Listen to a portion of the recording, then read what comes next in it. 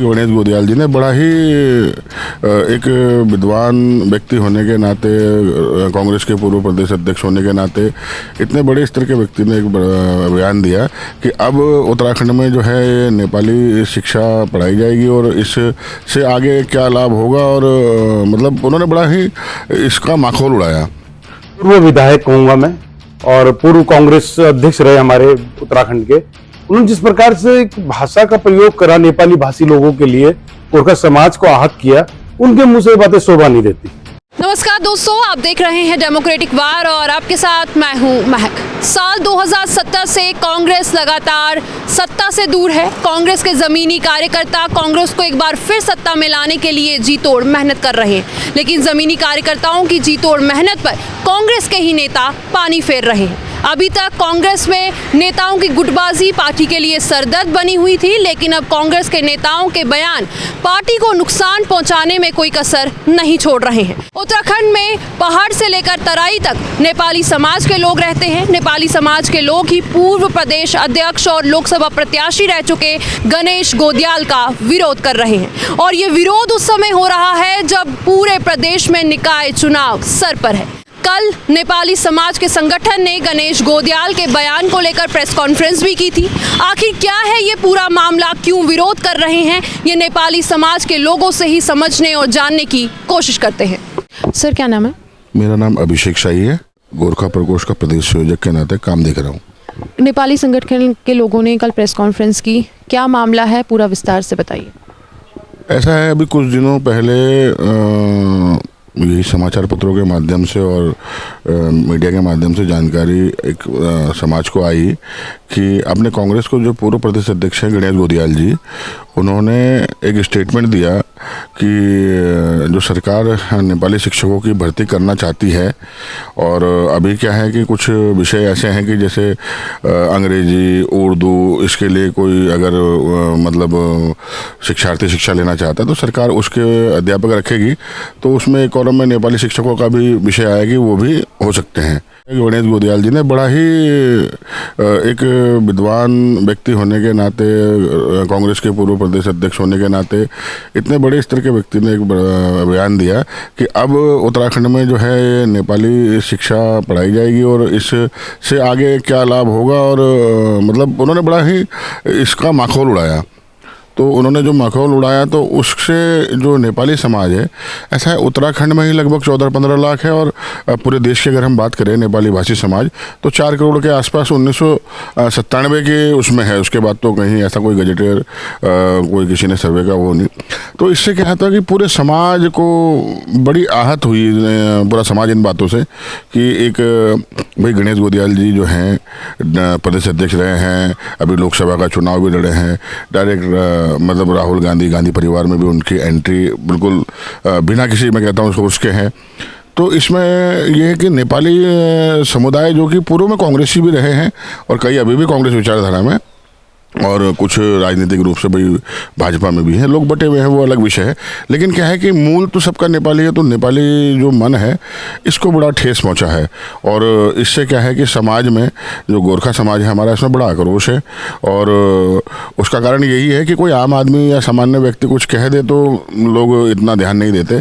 जिन्होंने बद्री केदार समिति जैसा एक इतना बड़ा देवस्थलीय में संगठन देखा हो, कई बार के विधायक रहे हों, और आप समझ लीजिए कि भाई लोकसभा अगर उन्होंने लड़ी है, तो अगर उनके मुंह से ऐसे बयान आए तो समाज में इसका जो है बड़ा आक्रोश है। तो उस आक्रोश के निमित्त कल जो था कि एक सूक्ष्म, उससे पहले भी हमारे समाज के जनप्रतिनिधि कांग्रेस के प्रदेश अध्यक्ष किरण महाराज जी से मिले, हरीश रावत जी से मिले, और मल्लिकार्जुन खड़गे जी को भी एक ज्ञापन भेजा है कि भाई आपके जो मेन लीडर्स हैं वो इस तरह के लिए नेपाली समाज के, गोरखाली समाज के लिए बात कर रहे हैं, तो क्या है कि ये अच्छा नहीं है। अगर वो सार्वजनिक रूप से समाज से माफ़ी मांग लेते हैं, अपना आशय स्पष्ट करते हैं कि किस संदर्भ में उन्होंने ये कहा, तो समाज भी कोई ऐसा लड़ने के लिए नहीं बना है। ये है कि भाई अगर आप उनकी जड़ों को छेड़ोगे, संस्कृति और समाज को बचाने का हम काम हमेशा, ऐसा एक स्लोगन हर राजनीतिक पार्टी या सामाजिक व्यक्ति चाहता है, और उसके बाद आप किसी समाज को इंगित कर इस तरह से बयान दोगे तो समाज उसको बर्दाश्त नहीं करेगा। इसके सापेक्ष हम लोगों ने कल एक प्रेस वार्ता करी, 48 घंटे का उनको टाइम दिया है।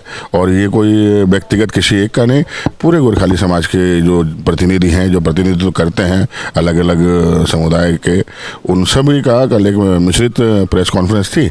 और उस प्रेस कॉन्फ्रेंस में यही था कि 48 घंटे का समय दिया है और यह है कि गोदियाल जी को कहा है कि सार्वजनिक माफ़ी मांगे और अपना आशय स्पष्ट करें। बस इतना ही कल का प्रेस विषय में। अगर जैसे आपने कहा कि उन्हें 48 घंटे का समय दिया गया है कि वो माफ़ी मांग ले, अगर वो नहीं माफ़ी मांगते हैं फिर आपका अगला कदम क्या होगा? अभी तक तो कोई ऐसा बयान हमको मतलब आधिकारिक मिला नहीं है, क्योंकि कल ही हमने लगभग 12 बजे प्रेस करी थी, तो अभी तक कोई सूचना है नहीं हमारे जितने भी समुदाय के लोगों में है। अगर होता तो शायद ऐसा हो जाता, लेकिन मैं समझता हूँ, देखिए अगर सोची समझी साजिश के तहत अगर इसको लें तो क्या है कि एक समय नेपाली समाज जो है कांग्रेस का बहुत ही मतलब जैसे कहते हैं कि भाई ब्लाइंडेड वोट बैंक था कि एक तरफा कांग्रेस को देते थे।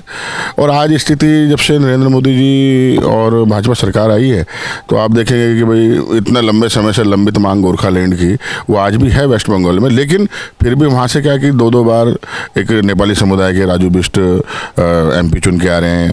और क्या है कि जैसे हमारी यहीं हम जिस स्थान देहरादून में रहते हैं तो टिहरी लोकसभा क्षेत्र में भी महारानी माला राज्यलक्ष्मी शाह जी यहाँ से आ रही हैं चुन के। तो नेपाली समाज तो वैसे तो देखा जाए तो कांग्रेस ने तो ठगने का ही काम किया है। और मुझे ऐसा लगता है कि इनको कहीं ऐसा तो नहीं है कि भाई ये सोच रहे हो कि अब हमारे हाथ से तो ये जा ही रहे हैं तो कुछ और कहीं और मतलब कहीं पर निगाहें, कहीं पर निशाना या तीर कहीं और चलाना चाह रहे हो। इसलिए क्योंकि मैं नहीं समझता कि गणेश गोदियाल जी इतना जो उन्होंने सोचे समझे, और आपने देखा होगा वो विजुअल वीडियो कि बड़ी फुर्सत से उन्होंने ये बयान दिया है। तो कोई ऐसा नहीं कि चलते चलते किसी ने पूछा चलती गाड़ी में और उन्होंने जवाब दे दिया, सोचा नहीं सुना नहीं। उन्होंने पढ़ के 2-3 उन्होंने कहा कि हमने अपने लोगों से मंत्रणा करी। तो मंत्रणा करने का भाई आप ठीक है, आप किसी चीज़ का सपोर्ट विरोध लोकतांत्रिक अधिकार है, लेकिन किसी समाज की भाषा को आप माखोल उड़ाओ तो ये तो कहीं तक सही नहीं। हम उत्तराखंड में रहते हैं, अगर आप कल्पना करेंगे उत्तर प्रदेश से छूटा हुआ बन के एक प्रदेश उत्तराखंड पहाड़ी प्रदेश बना है। और अगर नेपालियों की यहाँ बात करेंगे तो 1814 का खलंगा वार जो था उसकी मेमोरी जो उसकी याद में 50वां साल का अभी हमने मेला उसका करा।